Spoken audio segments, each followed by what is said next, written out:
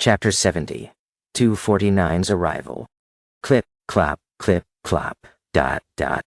The horses widened their paces as the wheels began rolling in tow.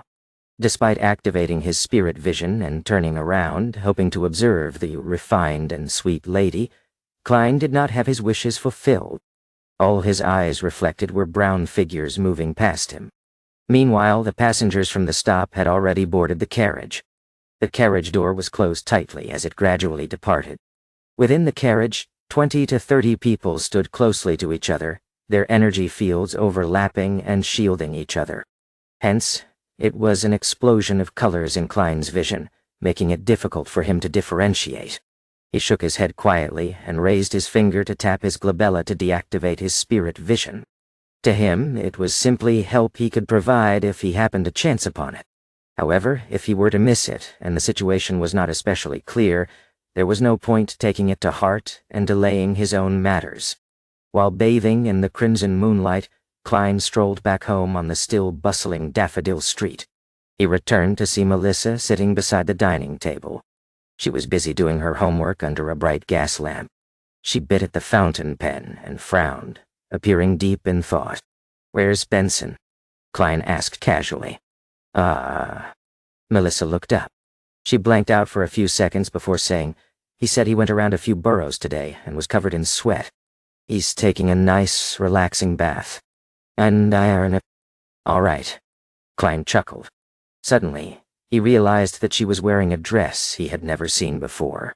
It was entirely beige in color. It had fashionable engajantes. The collar and edges of her top had thin frills. Apart from that, it was a rather simple design, the type one wore as daily casual clothing. It fully accentuated the youth of a 16 or 17-year-old. "New dress?" Klein asked with a smile. It was a purchase that he and Benson had insisted upon. Melissa answered in the affirmative tersely. "I just took it back from Mrs. Rochelle. I was thinking that since I had to wash it later, I might as well try it on first." "Mendami. Wendani." Klein was rather puzzled when he heard that. "Mrs. Rochelle? Wasn't she our former neighbor?" Melissa nodded and explained in all seriousness. "Mrs. Rochelle is actually a seamstress, but she was quite unlucky. She had no choice but to sew and mend clothes for others at home. She leads a pretty tough life. I knew that she had pretty good skill, and the price she quoted is cheaper than at a women's clothing store. Furthermore, it's very well tailored to my figure, so I ordered a new skirt from her. It only cost 9 soldi and 5 pence and took only a few days. A dress of a similar style would cost 3/2 of a pound at Harrod's department store. What a frugal girl. Sis, I know that at least half the reason is due to your pity of Mrs. Rochelle." Klein did not reproach Melissa for deciding things for herself. Instead, he said with a smile, "When did you go to Harrod's?" "That was at Howe Street, near the Divination Club. It was somewhere where the middle class shop." Melissa was momentarily at a loss for words. It took her a long while before she said, "It was Selena and Elizabeth. They insisted I accompany them. Actually, well, I actually prefer gears more. I like places with steam and machinery. Yeah. Wonderful. One, Penteradar. It's quite, well, nice for a girl to occasionally shop at a department store." Klein laughed as he comforted his sister. After some idle talk, he briskly walked to the second floor, hoping to wash away the repulsive mixed smells from the bar.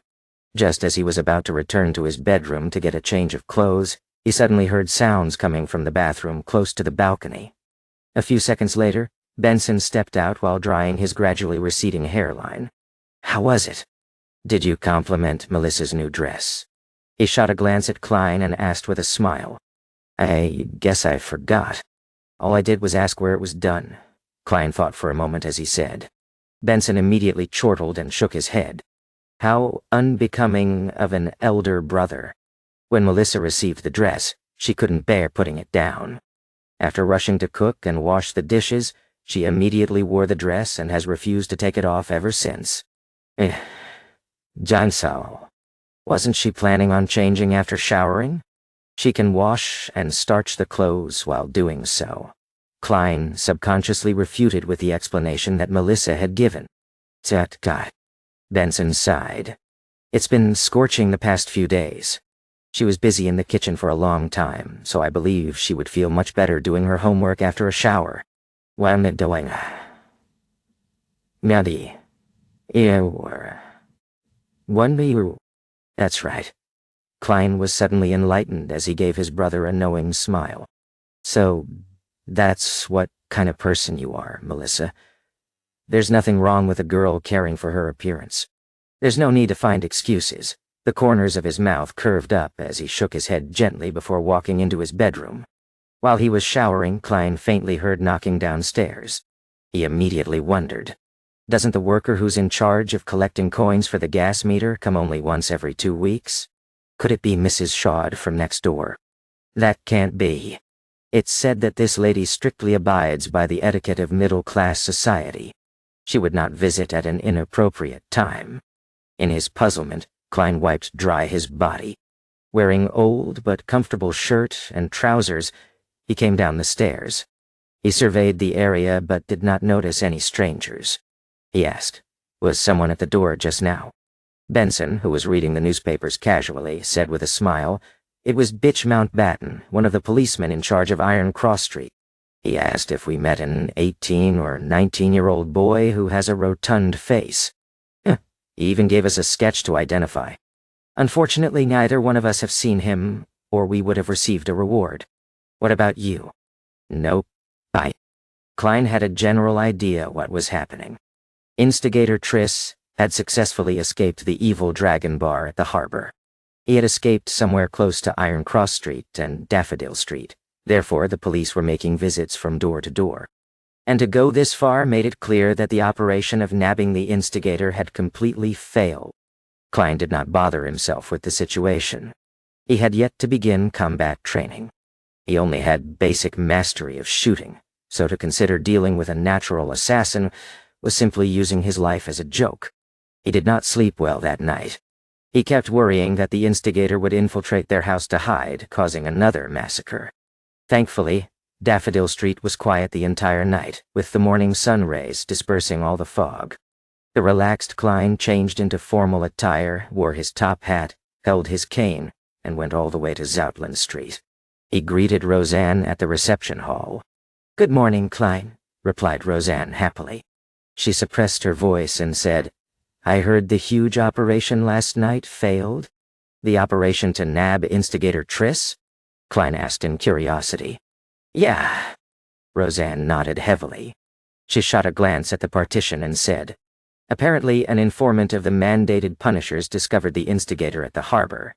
They were planning on waiting for additional Beyonders and another special operations squad from the police to arrive before beginning the operation to do tea. He deed instantly without alarming the commoners. Unfortunately, that instigator was extremely sharp. He charged out of the encirclement when he noticed something amiss, successfully escaping as a result. And their own. At such times, they need a Beyonder with tracking abilities, such as me." Klein made a joke. There was no lack of trackers back then. Dunsmith's voice suddenly sounded. Roseanne turned her head abruptly and saw the captain wearing his black trench coat. He was glaring right at her with his deep pair of gray eyes while leaning against the partition's frame. She hurriedly raised her hands to cover her mouth. Then, she shook her head incessantly, expressing her futile innocence. Dunn turned his gaze to Klein, and after some thought he said, "There were a total of 6 Beyonders from the mandated Punishers, the machinery hive mind, and us Nighthawks. We traced the injured Triss to Iron Cross Street's Lower Street. We found his temporary residence, but the clues ended there. Be it Beyonder methods or ordinary investigations, nothing worked. It was as though he evaporated into thin air, disappearing completely. "19. And defile. Do you need my help with divination?" Klein asked probingly. Dunn shook his head gently. The machinery hive mind had a mystery prior. He is a senior Beyonder as good as old Neil. I even suspect that he's already at sequence 8. I'm just unaware what the name of the corresponding potion is. Nandain. The Theosophy Order's heritage to this day must have something special about it, consoled Klein. For the rest of the morning, he continued his mysticism curriculum, read the historical information and documents, and practiced various techniques just like always. With lunchtime almost approaching, Klein's mind began to wander. Another few minutes later, he put away the documents, having heard the summoning of his stomach.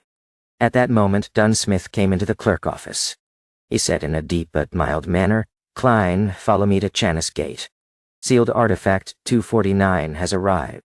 The subsequent operation might require your sensing of that notebook." Well.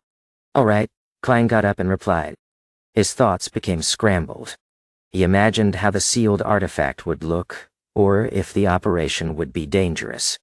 While in this rather tense silence, he followed Dunn down the stairs and into the tunnel. After going straight at the intersection, Dunn suddenly stopped and turned his head, saying sternly, "Do this action together with me. Keep doing it and absolutely do not stop. Remember, absolutely do not stop. This is for your own safety." While speaking, Dunn bent his arm followed by extending it. He repeated this action without stopping. Klein looked at the captain demonstrate in a befuddled manner. Suddenly enlightened, he asked, "Has this got to do with the uniqueness of the sealed artifact?" "Yes." Dunn nodded with abnormal seriousness. "Repeating such an action will allow us to discover if anything happens to you immediately. Saving you in time will not result in any life-threatening dangers." 1. "Okay." Klein did not hesitate further as he began the repeated action of bending and extending his arm. "If your arm is sore, use the other one," added Dunn. "Sealed artifact 249 sure is odd. What meaning does this action have? It seems very dangerous." These thoughts flashed past Klein's mind as he looked solemnly at the captain. All right. He had too many questions on his mind, but since Chanis Gate was in sight, he had no choice but to bear with it. Besides, with my security clearance, I'll probably not learn of the details. "I can only do as I'm ordered." Klein exhaled as he followed Captain Dunn to the keeper room outside Chanis Gate.